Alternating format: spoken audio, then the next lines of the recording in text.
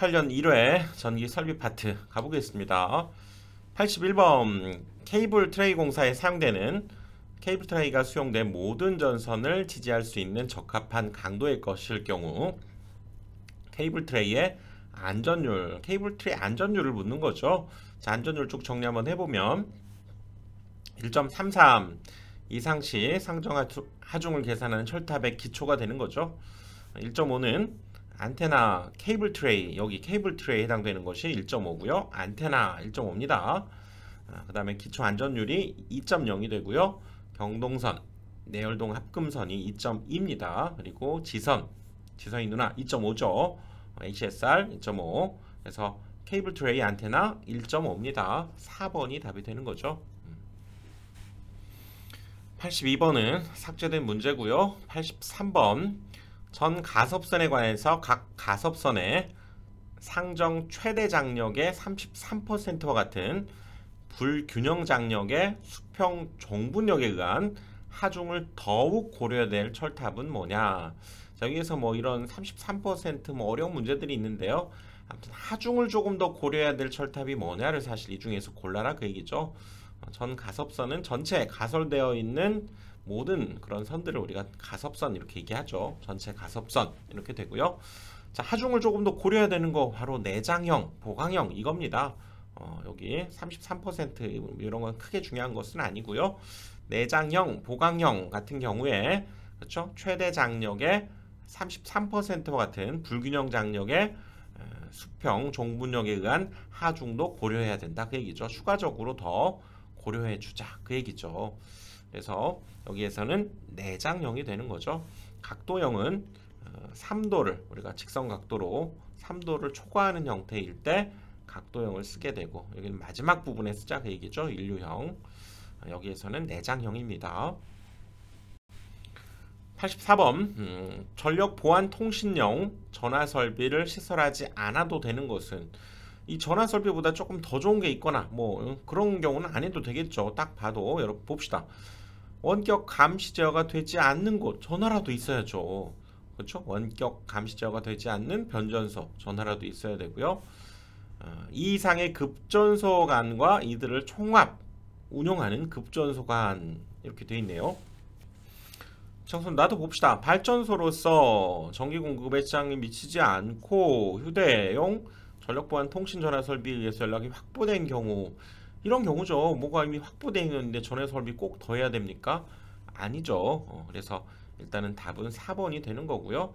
이렇게 원격 제어가 되지 않는 발전소 자 원격 제어가 되지 않는 발전소 또 변전소 개폐소 이런 데고요. 또 2개 이상의 급전소 상호간과 이를 통합 운영하는 급전소간 뭐 이런 것들 가능하다는 거죠. 그러니까 여기에서는 요거 미리 확보되어 있기 때문에 4번이죠. 85번 태양전지 발전소 태양전지 모듈을 시설할 경우에 사용전선의 공칭 단면적 자 2.5스퀘어입니다. 이거 2.5스퀘어가 되고요. 보통 이런 곳에서는 애자 사용은 아무튼 안 된다고 그랬죠. 일단 굵기는 2.5스퀘어입니다. 2번이죠.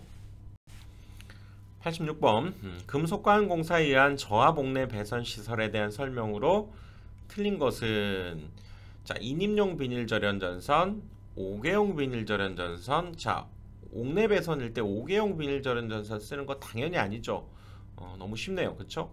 짧고 가는 금속관이 연선을 사용했고요. 단면적 10스퀘어 이상의 단선을 사용했다. 그렇죠? 절연 전선 5개용을 쓰면 안 된다고 그랬죠? 연선인데 짧고 가는 금속관에 넣은 것 단면적이 10스퀘어 알루미늄 선은 16스퀘어 이하인 것 맞죠? 안에서의 접속점은 없도록 하자. 그래서 2번이 틀린 거죠. 87번 케이블 공사에 의한 저하 복내 배선의 시설 방법으로 틀린 것은 자 케이블 캡타이 케이블을 썼고요. 맞죠? 콘크리트 안에는 접속점을 만들지 않았고요. 400V 이하인 경우 전선을 넣는 방호장치의 금속재 부분은 역시 접지공사 해야 된다는 거죠. 금속재 부분. 자 조형제 옆면을 따라서 붙이는 경우 전선의 지점 간의 거리는 케이블은 3m가 아니죠. 2m죠. 케이블은 2m, 캡타의 케이블은 1m가 되는 거죠. 조금 더 강도가 있기 때문에 좀 촘촘하게 해야 되고요. 케이블은 2m, 그렇죠? 캡타의 케이블은 1m 기억합시다. 4번이 틀린 거죠. 88번 고압 가공전선로에 사용되는 가공지선. 자, 가공지선이고요. 고압이죠. 이거 이상이거나 얼마짜리 지름 이상인 나 경동선을 써야 되냐 그 얘기죠. 우리가 이렇게 자 있을 때 이렇게 있을 때 여기 고압 가공지선 이렇게 직경례를 우리가 피해 주는 거죠. 그래서 여기 고압인 경우는 여기가 고압인 경우는 얼마입니까? 가공지선입니다. 4mm고요. 특고압인 경우가 이제 5mm짜리를 쓰게 되는 거죠. 여기에서는 고압이기 때문에 4mm짜리를 써야 되는 거죠. 특고압은 5입니다. 여기에서는 고압이기 때문에 4. 89번 고압 가공전선로의 케이블을 조과용선의 행거로 시설할 경우 행거의 간격. 자, 어떻게 됩니까? 이렇게 조과용선이 있고요. 여기에 케이블이 있을 때 이렇게 행거로 이렇게 얘를 고정시키고 매달아 두는 거죠. 이걸 우리가 조과용선이다 이렇게 얘기하고 행거의 간격은 50cm. 이 간격은 50cm고요. 금속 테이프를 쓸 경우는 20cm라는 거 이 정도는 기억을 해둡시다. 그래서 여기에선 행거니까요. 50cm, 0.5m고 금속 테이프는 20cm. 1번이 여기에선 답이죠. 90번 지중전선로의 시설 방식이 아닌 것. 지중 땅속이죠. 관로식, 암거식, 직접 매설식, 암착식 이런 건 없었죠. 이렇게 관로식, 그렇죠? 직접 묻어버리는 거고요. 암거식 이렇게 전력구, 공동 전력구 이런 것들을 쓸 때가 암거식, 관로식, 직접 매설식 그렇다고 그랬죠. 그래서 매설 깊이는 차량 중량물 압력을 받을 우려가 있을 때에는 1m, 그렇지 않을 경우에는 60cm 이상 매설 깊이를 가져야 되는 거죠. 압착식 아닙니다. 91번 최대 사용 전압이 23,000인 중성점 비접지 전로의 절연 내력 시험. 자, 이거 절연 내력 시험 전압 우리 포인트 뭐였습니까? 자, 7kV 정리해 봅니다. 이하일 때가 1.5배였고요. 7kV 이상일 때 1.25배 포인트가 되고요. 자, 다중접지 하면 다구리 0.92배, 비접지 125억짜리 비가 빌딩을 가지고 있다고 그랬죠. 그리고 접지식 접지는 1.1배가 되고요. 그 다음에 170kV 이하일 때가 0.72배, 그 다음에 170kV 초과일 때가 0.64배 이렇게 되죠. 그래서 여기에서는 비접지 요거 생각나야죠. 125억짜리. 그래서 23,000 곱하기 1.25배를 해주니까 28,750이 나오네요. 그래서 답은 4번이 되죠. 4번. 92번 특고압 가공전선은 케이블인 경우를 제외하고 단면적인 몇 스퀘어 이상의 경동전선이어야 되는가. 자, 특고압 가공전선 케이블이 아닐 때에는 22스퀘어 이상의 경동연선이라는 거. 자, 이 문제를 통해서 역시 하나 또 가져갑시다. 특고압 가공전선 22스퀘어, 특고압 가공전선은 22스퀘어. 93번 전광표시장치 사용되는 전광표시장치. 그러면 우리가 큰 전류를 사용하지 않기 때문에 조금 작은 걸 써도 된다고 그랬죠.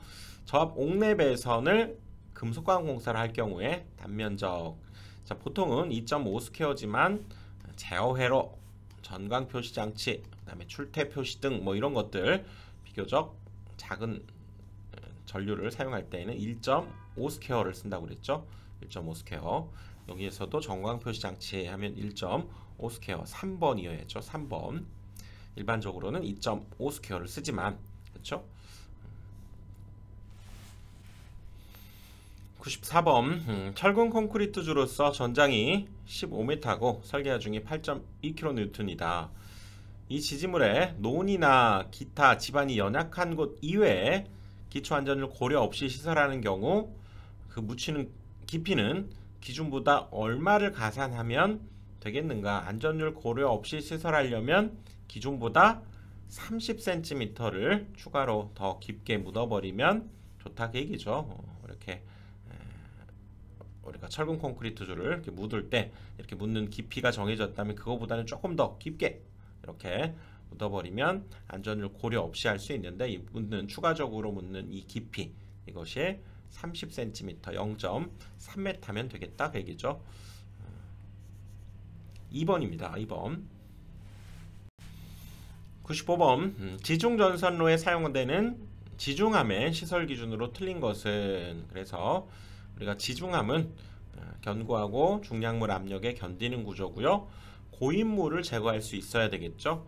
그리고 1세제곱미터 크기가 그 이상인 것에서는 통풍장치, 기타 가스를 방산시키는 장치를 해야 되고요.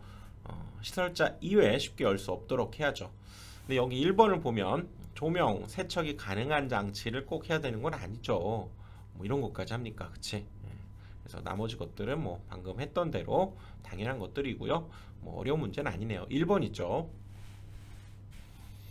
96번 변압기의 고압측 일선 지락전류가 30A인 경우 접지공사의 최대 접지 저항값을 구하라고 그랬네요.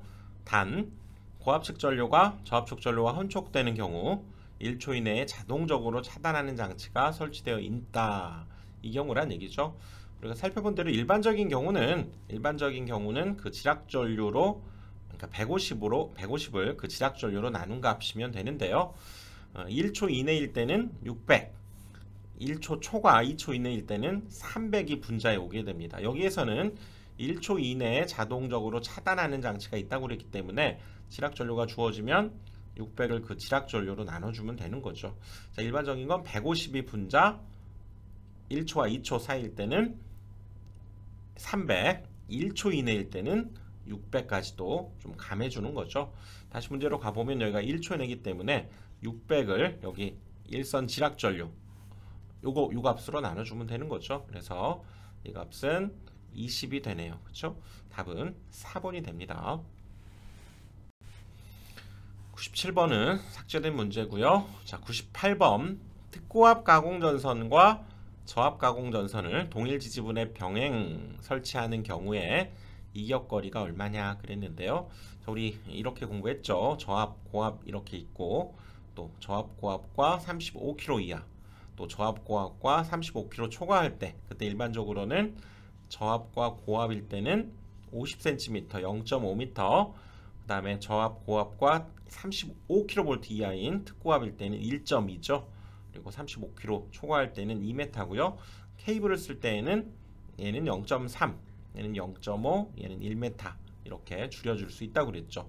여기에서 그러면 0.5, 1.2, 2가 되니까 여기 보시면 특고압 가공전선과 저압 가공전선을 동일한 지지물에 시설할 경우에는 요거죠. 저압과 지금 특고압 적어도 1.2짜리는 나와야 되는데 지금 문제를 보시면 여기에선 이런 기준도 없기 때문에 사실상 1.2 이상이어야 되니까 그래서 이것은 전항 모든 항을 다 정답 처리했던 그런 문제입니다. 여기에서는 답은 그렇죠? 모든 것을 답으로 취급했고요. 1.2가 사실상 맞는 거죠. 여기 99번 3, 4, 5 변전소의 충전 부분에서 6m 거리의 울타리를 설치하고자 한다. 울타리의 최소 높이는 얼마가 되겠는가?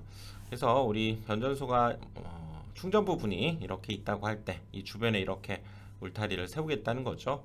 울타리를 세웠을 때 우리가 알고 있는 것은 뭡니까? 이 울타리의 높이와 높이를 뭐 B라고 하고요. 여기 충전 부분에서 이 울타리 사이에 여기 사이 거리를 A라고 하면 이 A 플러스 B의 거리의 합계내는 공식을 우리는 알고 있죠. 그래서 여기에서 35 이하일 때는 그 합계가 5m고요. 35 초과 160 이하일 때는 6m고 160을 초과할 때는 6m 단수 계산을 해주면 되는 거죠. 여기에서는 지금 3, 4, 5라고 했기 때문에 자 3, 4, 5를 160으로 빼서 10으로 나눠야죠. 그것을 절상 즉 올림을 해주게 되고요. 0.12를 곱하고 여기 기준이 되는 이 높이 6m를 더해 준 것이 총 그 A와 B의 길이의 합이죠. 높이와 거리의 합계를 의미합니다. 이걸 계산을 해보면 이것이 지금 올림을 해야 되기 때문에요. 160을 빼면 18.5잖아요. 18.5인데 그것을 얘는 올림을 해야 됩니다. 절상을 하니까 6 플러스 19 곱하기 0.12가 되면서 계산해 보면 8.28이 나오죠. 828 이렇게 나옵니다. 여기에서 이 거리 앞에 보시면 6m로 이미 이 A 값은 6m로 주어져 있기 때문에 이게 8.28이라고 한다면 A 값이 6m 주어져 있으면 B 값은 6을 빼서 2.28, 즉 울타리의 높이는 2.28이 돼야 된다. 그 얘기죠. 답은 2번이 됩니다. 자, 100번 역시 개정으로 인해서 삭제된 문제네요. 자, 이렇게 해서 100번까지 마쳤고요. 다음 강의에서 또 뵙겠습니다.